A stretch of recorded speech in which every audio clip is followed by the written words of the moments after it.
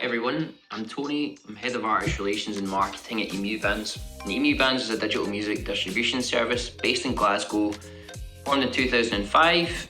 We exist to help independent artists and labels get their music onto major digital services like Spotify, Apple Music, Amazon, Deezer, etc. And in this video, I want to talk about the different portals available to you as an artist, manager, or label. So essentially the portals are there for you to manage your presence on streaming platforms. Each of them, we'll cover 4 of them. Each of them are a little bit unique, but the common theme that they all share is that they put you in control of the appearance of your artist page, and they provide you with rich analytics and demographic information, allowing you to understand your music's impact on the service, who's listening to you, and where. We'll start with Apple Music. And Apple Music's portal is called Apple Music for Artists. And that covers Apple Music, which is their flagship streaming service, and iTunes, which is their download store. So in addition to those two, Apple own Shazam. If you don't know what Shazam is, Shazam's an application that can identify music, movies, advertising, TV shows, based on a short sample of audio played and played into the sort of Shazam app. So that's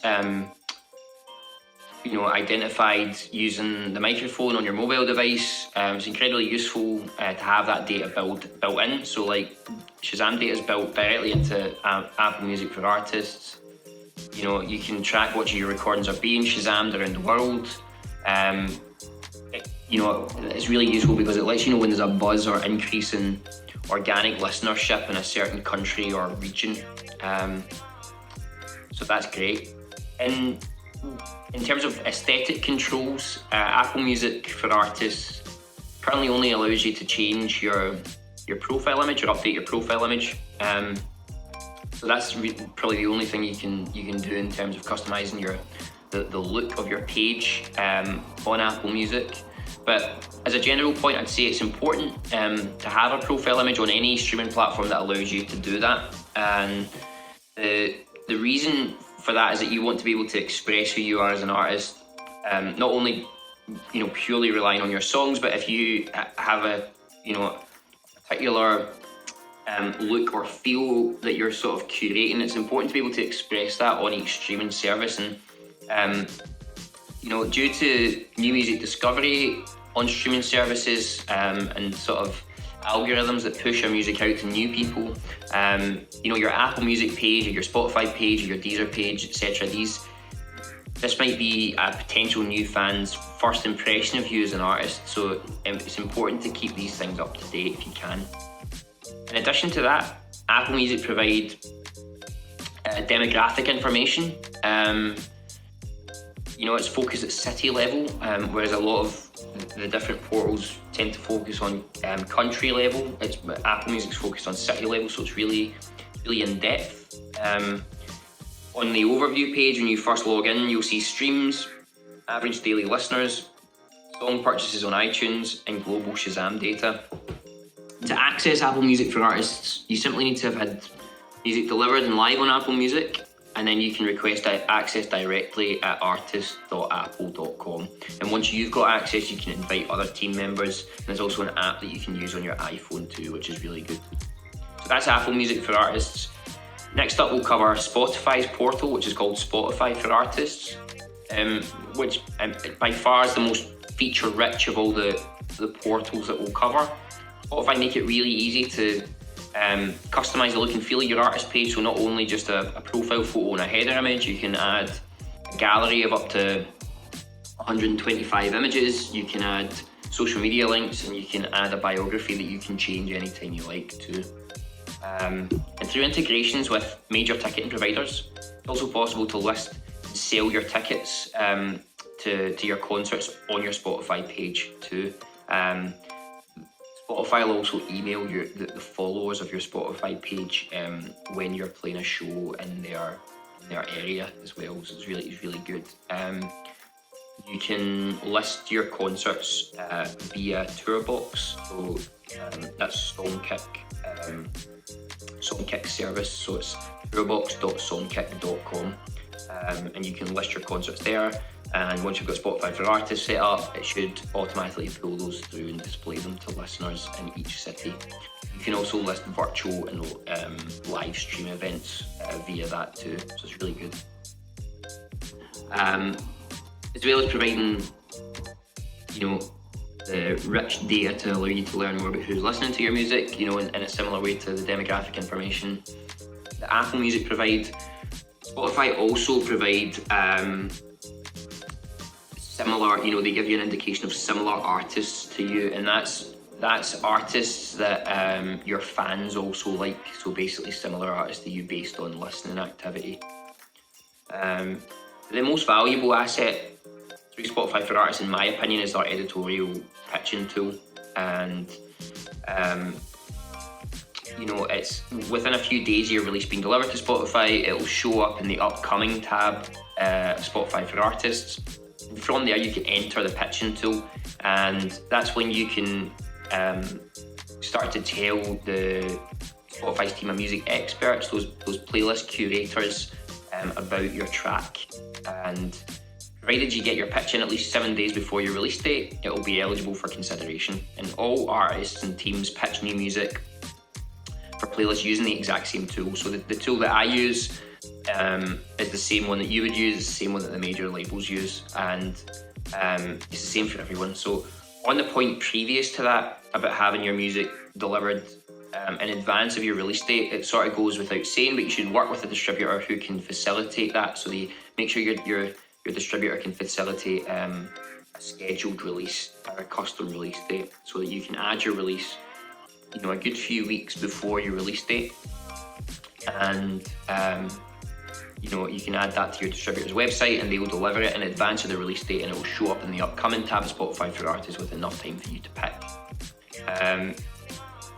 Another reason why having your music delivered in advance is a good idea is it ensures that your music's processed properly by Spotify and has a chance of being programmed within Spotify's algorithmic playlists like Discover Weekly and Release Radar. And if you use Spotify as a fan, as a music listener, then you'll be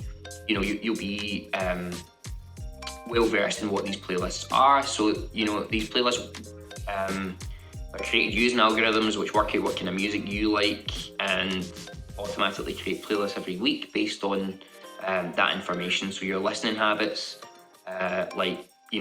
what music you're sharing, what you save to your own playlist, what you skip, all come into play here.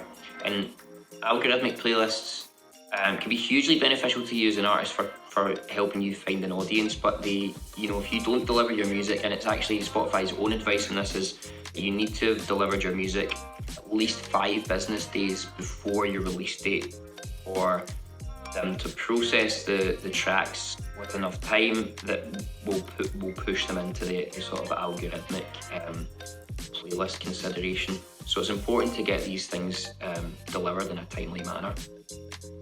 In addition to editorial and algorithmic playlists, you can create your own playlists on Spotify, and they're really easy to set up on your Spotify profile and then add them to your page via Spotify for Artists. It'd be a great way of showing fans the music you like, maybe the tunes that you're playing in the band on tour, or it's the music that's influenced you through the years. It's a great way to, connect with your fans, drive more people towards your artist page, increase your follower count. You can get creative with it.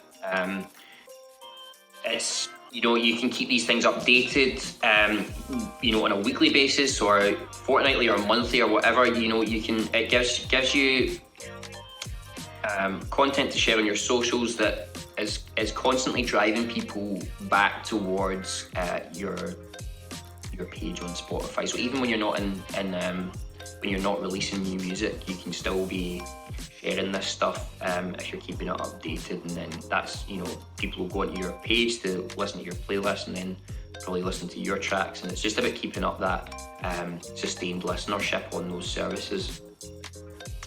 Artist made playlists are also important for your fans who don't have a Spotify premium subscription, so they're on Spotify's free tier, and there's some limitations to free tier subscriptions. One of them being that they can't play tracks on demand. So Everything's in shuffle mode on mobile devices for free tier subscribers. So that means if you share a link to your track from Spotify to your Facebook page, for example, if you have a free tier account and you click on that, it'll actually force the listener into shuffle mode, so they might not actually get your track right away. So to ensure that doesn't happen, what I would recommend you do is that you create a playlist with your music in it and make your track that you want people to listen to, make that number one in the playlist, and then any other tracks after that. If you share the playlist link on social media, anyone who's got a Spotify account, whether it's a free tier person or a premium person, when they click on the playlist, it will play track one, and for the free tier subscriber, it will play track one and then push them into shuffle mode. But it will always play track one first. So if you make your track one, then that's a way of ensuring that all your listeners get the track that you want them to listen to first time. So to access Spotify for artists, again, you need to actually have music delivered to Spotify before you can get access to Spotify for artists. But you should deliver your music to Spotify via one of Spotify's preferred providers, and you can see who those preferred providers are. There's a list of them on Spotify for Artists website. And if your music's delivered through a preferred provider, you'll be able to work with them to get instant access to Spotify for artists. And if it isn't delivered via a preferred provider, you can apply for access directly via Spotify, but there might be a little bit of a wait. The next one is Deezer. So Deezer's artist profile is called Backstage. They've also got an app for mobiles called Analytics by Deezer, but this requires a Backstage account anyway. So like the others, Deezer Backstage is designed to give you the data you need to bring you closer to your audience, to allow you to analyse and understand your streams and where they're coming from. And like Spotify for artists, Backstage allows you to follow the streams of your latest release in real time with its live data module. And it's relatively basic compared to Apple Music for artists and Spotify for artists, but it's still a really good tool. Deezer's profile customization is particularly good, and you can highlight a specific release on your profile, add an artist biography in multiple languages, add photos and social links too. So to get access to Backstage, Deezer Backstage, it's just the website is backstage.deezer.com. And the fourth of the portals that we'll cover is Amazon Music's one, which is called Amazon Music for Artists, and that's the newest to be rolled out of the four of them. And much like the rest, it allows you to dig into stats. You'll get total streams per album, per song, or the source of streams too. Amazon can give you a breakdown of what they define as fans and super fans, and these are just your listeners who are really engaged with your music, people who are coming back time and time again, and it will show you where those fans and super fans are, and it will show you your highest months of fan engagement. There's a programming tab on the Amazon Music for Artists app and the mobile app, which will show you if you've been added to any playlists on Amazon. Amazon got a really rich network of editorial playlists, so that's really useful as well. But the most interesting element of Amazon Music for Artists, which sets it apart from any of the others, is the voice tab. So Amazon, of course, are known for their smart speakers. They've built this data into, basically built in the data on how many people are requesting to listen to your music by asking Alexa. And you can see your score on the daily voice index. So that compares total number of voice requests that you're getting versus artists who have a similar sized audience on Amazon Music. And you can see that on a day-to-day basis. You can also see how fans are requesting your music via voice, whether they've asked for your artist name or mentioned a track or a whole album, or even asked Alexa to find your music by saying one of your lyrics. And it's really interesting, really useful. And to get access, you just go to artists.amazonmusic.com.